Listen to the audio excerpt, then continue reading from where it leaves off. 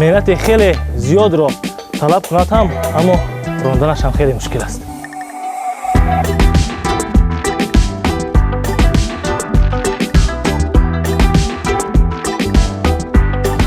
ва бо як мотоцикл дига сохтам май даҳад.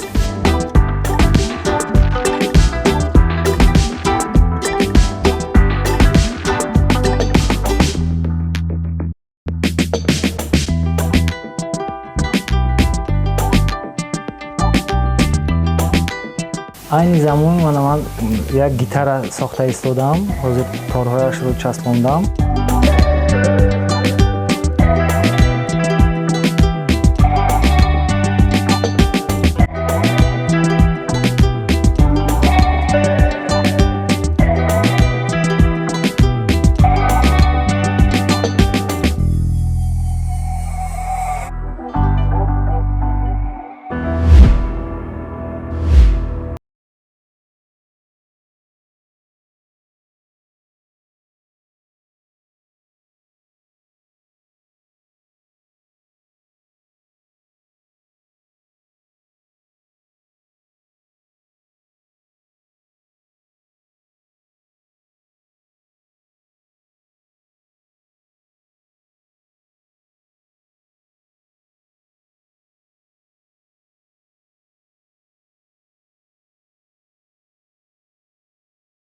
одилҷон зодаи ноҳияи ҷалолиддини балхӣ аст.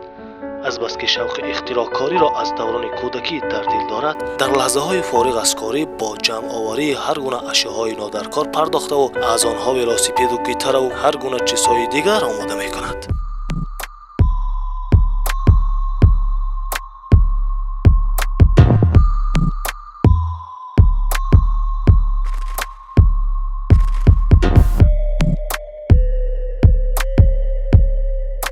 тавре дар оғози барнома дидед, велосипеди хосро ҳам худи ӯ сохтааст ки мардум ба он хеле таваҷҷӯҳ кардаанд.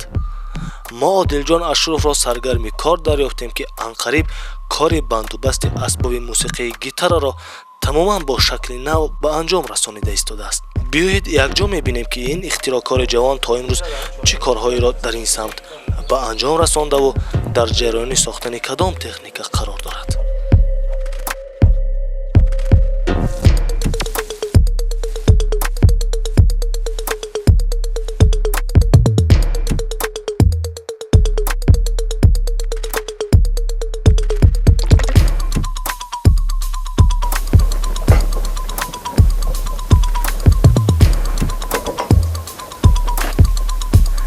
сохтани чунин велосипед бо сохти тамоман дигар меҳнати хеле зиёдро талаб кунад ҳам, аммо ронданаш ҳам хеле мушкил аст.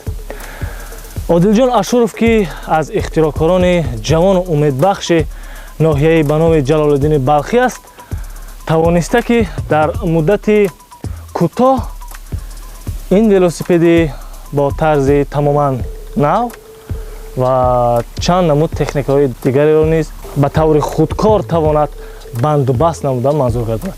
велосипеде ки айни замон ман рондам, аллакай харидори худро пайдо кардааст. ба қавли Одилҷон, аллакай харидорони ин техникае ки сохтааст хеле зиёд аст.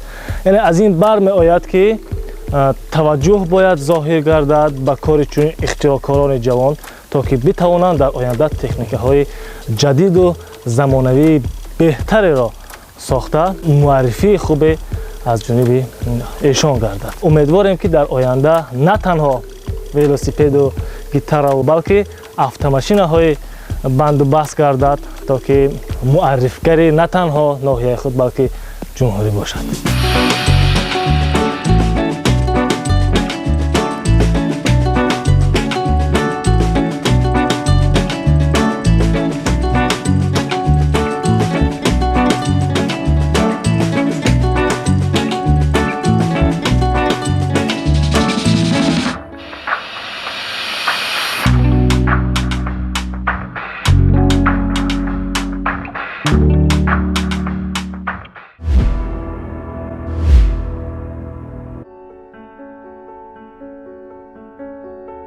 айни замон ман як гитара сохта истодам. ҳозир торҳояшро часпондам ва қариби тайёр шудааст. ва ман ин гитараро аз замин оҳанпораҳои нодаркора рост кардам. Ман дар сохтани ҳамин аз қисмҳои автомобил ва дучарха истифода бурдам. Торҳояш аз гитара мебошад, аз гитараи ҳақиқӣ.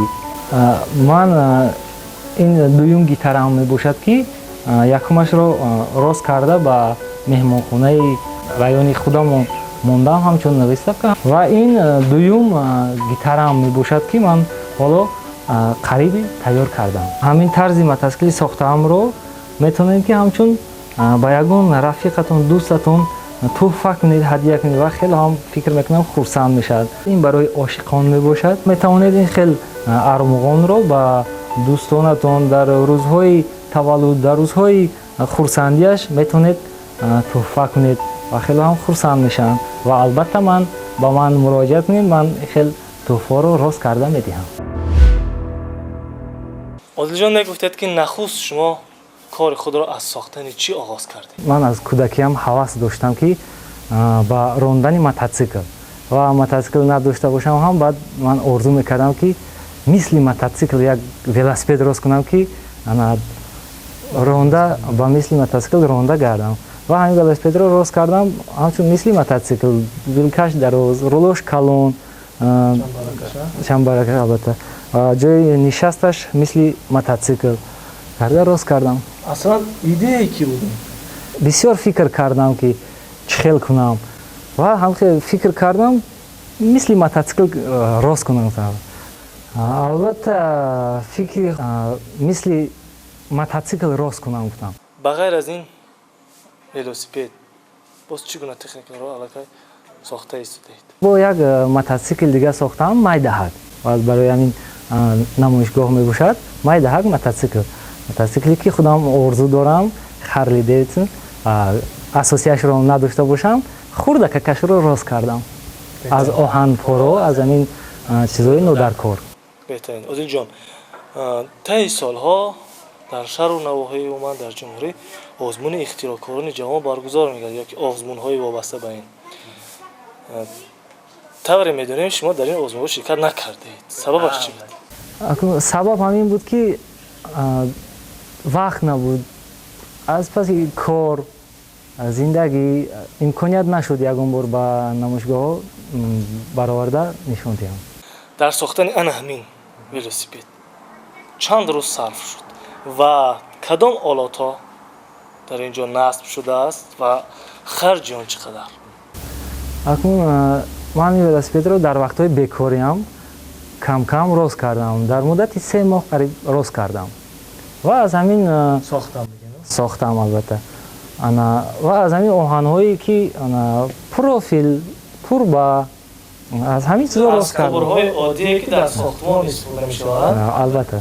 Харҷаш аз 1000 сум зиёдтар. ҳамаи харҷаш. тавре ки мо дар оғози барнома гуфтем, шумо гуфтед харидорони ин велосипед хеле зиёд шудааст. Албатта, хеле аз дигар шаҳру навоҳие, ки аз ҳамин ноҳия. вақте ки аввалин бор ман ин велосипедро сохтам ва ҳай карда ба район боромадам ва ҳама дар ҳайрат буд, ин чӣ намуд велосипед. Ҳама ҳайрон шуданд, тамошо мекарданд ва мегуфтанд, ки мефурӯшӣ? Ман гуфтам не, ин барои худам, ҳаваси кӯдакиам, ки ман аз кӯдакиам орзу мекардам, ки велосипеди созам, ки мисли мотоцикл бошад. ва ҳамин хел калон велосипедро рост кардам. ин ки харидорон ҳаст, аммо шумо намефурӯшед? Албатта, харидорон бисёр кас мегӯяд фурӯш не. дар қадамҳои аввал дар сохтани на танҳо велосипед, дигар чизое, ки шумо сохтед, дар ёфтани масалан олотҳо чӣ гуна мушкилиҳо буд? Чӣ гуна танқисӣ мекашид? ё шояд ноумед шудед?